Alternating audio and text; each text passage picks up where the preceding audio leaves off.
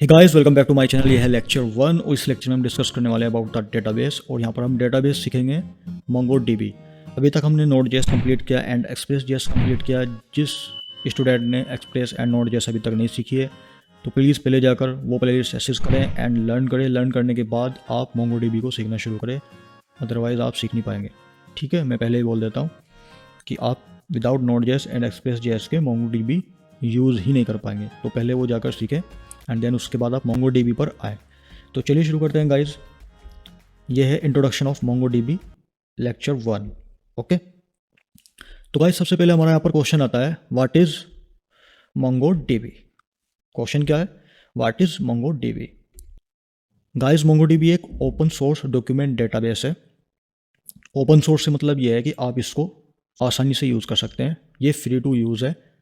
Okay, commercial purpose के लिए भी ये फ्री टू यूज़ है, लेकिन जब आप कुछ एडवांस फीचर यूज़ करते हैं तब आपको इसको परचेज करना पड़ेगा। ओके, अब MongoDB हमें क्या क्या प्रोवाइड कराता है। MongoDB हमें हाई परफॉर्मेंस प्रोवाइड कराता है, हाई अवेलेबिलिटी प्रोवाइड कराता है, ऑटोमेटिक स्केलिंग प्रोवाइड कराता है एंड गाइस MongoDB एक नॉन रिलेशनल डेटाबेस है। नॉन रिलेशनल डेटाबेस से मतलब ये है कि यहाँ पर RDBMS के जो भी लॉजिक हैं, जो भी कंसेप्ट होते हैं, वो यहाँ पर यूज़ नहीं होते हैं। इसलिए MongoDB को यूज़ करना बहुत ही आसान है। देन गाइस उसके बाद हमारे पास नेक्स्ट क्वेश्चन ये है कि हम MongoDB का यूज़ क्यों करते हैं। MongoDB को यूज़ करने की हमें आवश्यकता क्यों पड़ती है, why need of MongoDB। Then guys modern application जो करंट डेज में क्रिएट हो रही है, तो मॉडर्न एप्लीकेशन की जो रिक्वायरमेंट होती है कि big data, fast featuring development, flexible deployment, वो ओल्डर डेटाबेस जो सिस्टम थे वो उस रिक्वायरमेंट को फुलफ़िल नहीं कर पाते हैं। इसलिए हम MongoDB का यूज़ करते हैं। क्योंकि मॉडर्न एप्लीकेशन जैसे मान लीजिए फॉर एग्जांपल इंस्टाग्राम है। अब इंस्टाग्राम पर आप देखेंगे डे बाय डे, हालांकि जो इंस्टाग्राम है वो MongoDB यूज़ नहीं करता है, लेकिन for example day by day वहाँ पर क्या होता है, 1 आवर में 1 लाख से भी ज़्यादा जो रील्स होती हैं वो अपलोड हो जाती हैं, पोस्ट वहाँ पर अपलोड होती है। तो इन रील्स को, इन पोस्ट को मैनेज करने के लिए इन एप्लीकेशन को किसकी रिक्वायरमेंट है, बिग डेटा की, यानी कि ज़्यादा से ज़्यादा डेटा वहाँ पर क्या किया जा सके, स्टोर किया जा सके। ओके, फास्ट फीचरिंग डेवलपमेंट होना चाहिए, फ्लेक्सिबल डिप्लॉयमेंट, यानी कि आसानी से हम जो हमारा प्रोजेक्ट है, जो हमारी एप्लीकेशन है, वेब एप्लीकेशन है, उसको आसानी से हम डिप्लॉय कर सके किस पर, सर्वर पर। ये सब कुछ MongoDB का यूज़ करके आसानी से हो जाता है। ओके, लेकिन ओल्डर डेटाबेस सिस्टम ये रिक्वायरमेंट फुलफिल नहीं कर पाते हैं, तो इसलिए MongoDB का यूज़ करते हैं। Then guys MongoDB non relational database है, इसलिए हम इसको NoSQL भी कह सकते हैं। काफ़ी स्टूडेंट ने कॉलेज में MySQL पढ़ा होगा, जो कि SQL का डेटाबेस है। ओके, Oracle का डेटाबेस पढ़ा होगा SQL में ही। ठीक है, एंड MongoDB को हम बोल सकते हैं NoSQL, और जो MySQL था वो था SQL का। तो SQL एंड NoSQL में डिफरेंस क्या है। ठीक है, क्योंकि आपका क्वेश्चन आ सकता है कि हमारे पास SQL तो था, फिर हमें MongoDB को यूज़ करने की ज़रूरत क्यों पड़ी। तो हम डिफरेंस से समझते हैं कि MongoDB हम यूज़ क्यों करते हैं। वो तो मैंने आपको बता दिया कि MongoDB को यूज़ करना आसान है। ठीक है, यहाँ पर हाई परफॉर्मेंस रहती है, हाई स्केलिंग रहती है, ऑटो स्केलिंग रहती है, हाई अवेलेबिलिटी रहती है, और ये नॉन रिलेशनल होता है, इसको यूज़ करना आसान है, वो मैंने आपको बता दिया। लेकिन डिफरेंस के थ्रू इसको समझते हैं। जो SQL है वो एक रिलेशनल डेटाबेस है। रिलेशनल डेटाबेस से मतलब क्या है, रिलेशनल डेटाबेस से मतलब ये है, चलते हैं क्रोम पर, व्हाट इज़ रिलेशनल डेटाबेस। ठीक है, तो ये क्या कहता है, एक रिलेशनल डेटाबेस का वह टाइप होता है जो कि स्टोर करता है एंड प्रोवाइड कराता है access to data points that are related to one another. यानी कि इसमें क्या होता है कि एक डेटा को एक्सेस करने के लिए हमें दूसरे डेटा को पॉइंट करना पड़ता है। फॉर एग्जांपल यहाँ पर ये एक इमेज है, इस इमेज से आपको समझ में आ जाएगा। ओके, ये इमेज देख लो, रिलेशनल डेटाबेस है। यहाँ पर क्या है, स्टूडेंट एक टेबल है, यहाँ पर स्टूडेंट कोर्सेज एक टेबल है, यहाँ पर जो थर्ड टेबल है वो सिर्फ कोर्सेज है। ठीक है, अब यहाँ पर अगर मैं निकालना चाहूँ, क्या, मेरे पास, मुझे उस स्टूडेंट का नाम चाहिए जिसकी ID 1 है। मुझे उस स्टूडेंट का नाम चाहिए जिसकी ID 1 है, और कौन सी टेबल से चाहिए नाम, मुझे स्टूडेंट कोर्सेज टेबल से नाम चाहिए।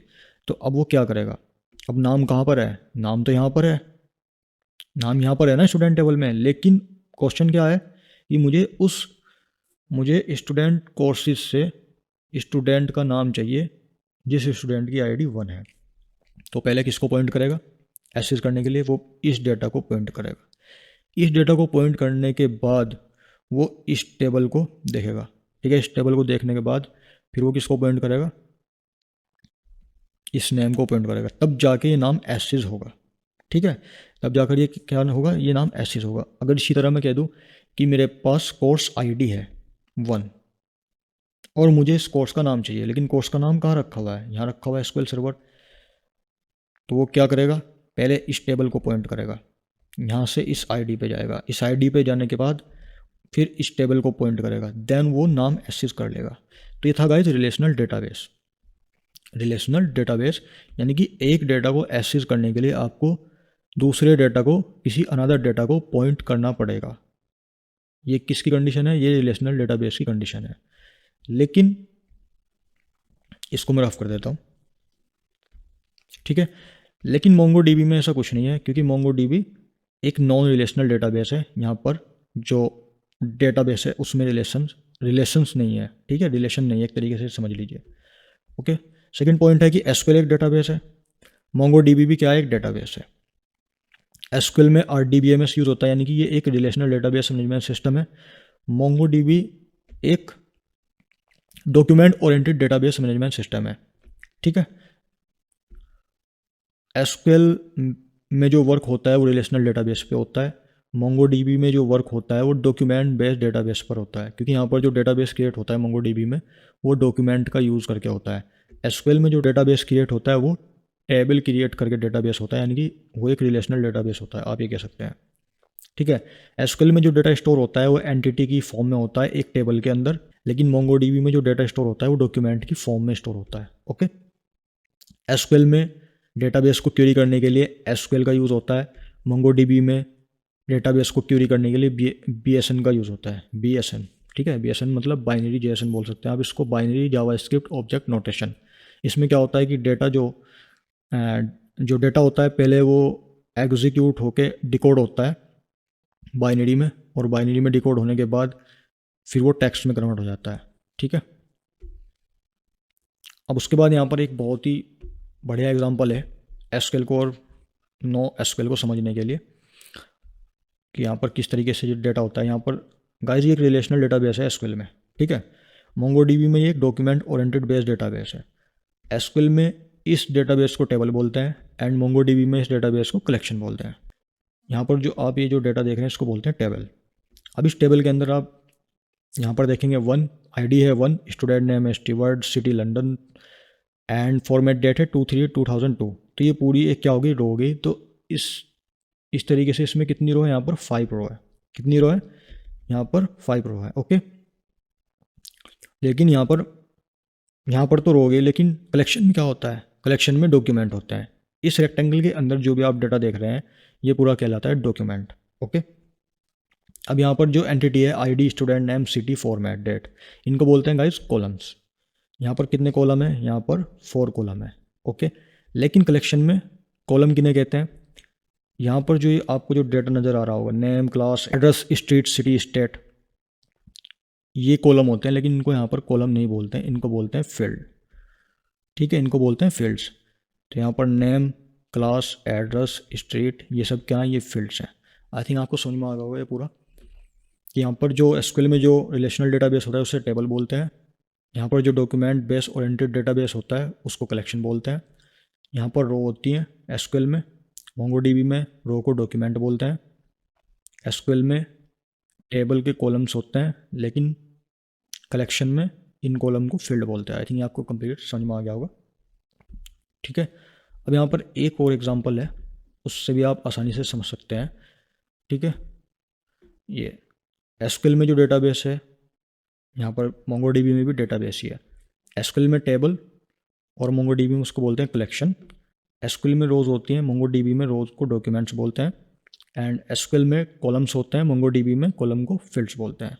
ओके, आई थिंक आपको पूरा समझ में आ गया होगा। अब बात करते हैं बेसन और जेसन की। ओके, ये ऑफिशियल वेबसाइट है मोंगोडीबी की, और इन्होंने यहाँ पर इसमें जेसन एंड बेसन का बहुत ही अच्छा आर्टिकल दिया हुआ है, आप इसको आसानी से रीड कर लेना, ठीक है। जेसन की मैंने वीडियो बनाई है, वो भी आप देख सकते हैं। यहाँ पर पहला ही क्वेश्चन है, what is Jason. Basically Jason क्या होता है, वो जावास्क्रिप्ट ऑब्जेक्ट नोटेशन होता है जो करता क्या है, एक ऑब्जेक्ट को चेंज कर देता है किसमें, टेक्स्ट की फॉर्म में, स्ट्रिंग की फॉर्म में, उसको ह्यूमन रीडेबल बना देता है वो जेसन। ओके, आप इसको पढ़ लेना जाके।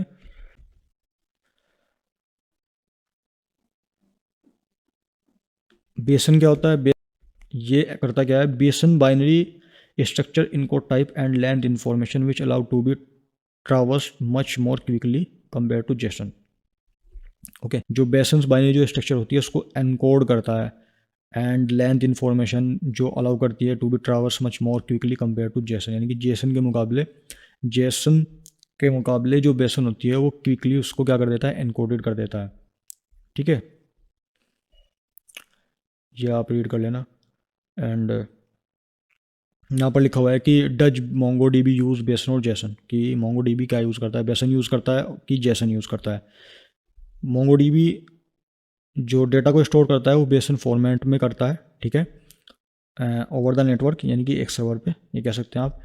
लेकिन इसका मतलब ये नहीं है कि वो जेसन की फॉर्मेट में डेटा बेस को स्टोर करता है, वो जेसन की फॉर्मेट में डेटा बेस को कभी भी स्टोर नहीं करता है।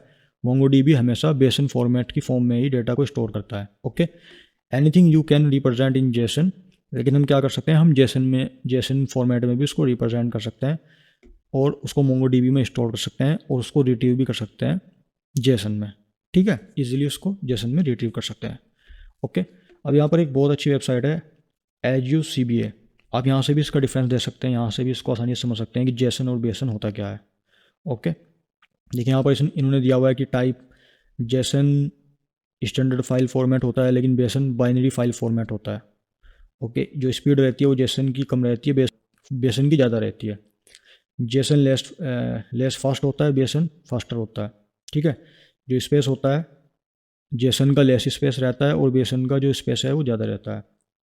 जेसन में डेटा ट्रांसमिशन होता है, डेटा का ट्रांसमिशन रहता है, लेकिन बेसन में डेटा स्टोर रहता है। तो आप ये कंप्लीट रीड कर लेना, इसका लिंक मैं प्रोवाइड कर दूंगा आपको डिस्क्रिप्शन में। ओके, आई थिंक आपको समझ में आ गया होगा कि मोंगोडीबी क्या होता है, क्यों उसका हम यूज़ कर सकते हैं, क्यों हमें उसकी आवश्यकता होती है, और एसक्यूएल और नो एसक्यूएल में डिफरेंस क्या है, एसक्यूएल में और मोंगोडीबी में डिफरेंस क्या है।